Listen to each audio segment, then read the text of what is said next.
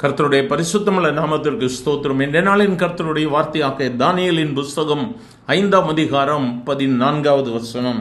உனக்குள்ளே தேவர்களின் ஆவி உண்டென்றும் வெளிச்சமும் புத்தியும் விசேஷித்த ஞானமும் உன்னிடத்தில் காணப்பட்டதென்றும் உன்னை குறித்து கேள்விப்பட்டேன். எனக்கு அருமையானவர்கள், இந்த இடத்திலே தானியேலை குறித்து ராஜா சொல்லும் பொழுது சொல்லுகிறான், உனக்குள்ளே விசேஷித்த கிருபை இருக்கிறது, உனக்குள்ளே ஒரு விசேஷித்த வெளிச்சம் இருக்கிறது, ஞானம் இருக்கிறது, புத்தி இருக்கிறது, உன்னை குறித்து நான் கேள்விப்பட்டேன்.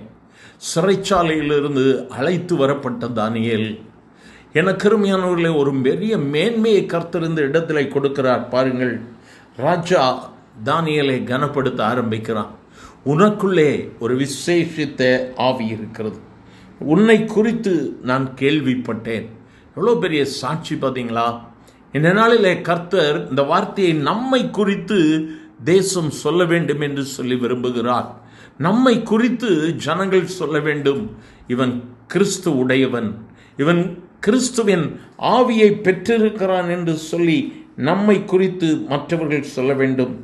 தானியேலை குறித்து சொல்லும் பொழுது, உனக்குள்ளே தேவர்களின் ஆவி இருக்கிறது, வெளிச்சமும் புத்தியும் உனக்குள்ளே இருக்கிறது என்று சொல்லி அவன் சொல்லுகிறான். எவ்வளவு பெரிய மேன்மையான காரியம்! அந்த எழுத்தை விவரிக்க வேண்டும், இந்த எழுத்தை குறித்து சொல்ல வேண்டும், இந்த எழுத்திற்கு பதில் சொல்ல வேண்டும் என்பதற்காகத்தான் தானியேல் அழைக்கப்பட்டான். மேனே மேனே தெக்கேல் உபார்சின் என்று அந்த வார்த்தைக்கு வியாக்கியானம் கொடுப்பதற்காகத்தான் தானியேல் அழைக்கப்பட்டான். எனக்கு அருமையானவர்களே, தேவனுடைய ஆவி இருக்கும் பொழுது, கர்த்தருடைய ஆவியானவர் உனக்குள்ளே இருந்து செயல்படும் பொழுது, கர்த்தர் வேதம் சொல்லுகிறவனமாய் வரும் காரியங்களை உனக்கு அறிவிப்பார். என்னிடத்தில் கேளுங்கள், என் கரத்தின் கிரியைகளுக்கு கட்டளையிடுங்கள் என்று அவர் சொல்லி இருக்கிறார். இந்த நாளில் இந்த வார்த்தைகளை கேட்டுக்கொண்டிருக்கிற அருமையான தேவ பிள்ளையே, கர்த்தருடைய ஆவியை பெற்றிருக்கிற நாம் அதை அனல் மூட்டி எழுப்பிக் கொண்டிருக்கிறோமா? கர்த்தருடைய ஆவியை பெற்றிருக்கிற நாம் அதை கரைப்படுத்தாதபடிக்கு காத்து கொண்டு என் ஆண்டவரே என்று சொல்லி நம்மை அர்ப்பணித்து ஜெபித்து கொண்டிருக்கிறோமா?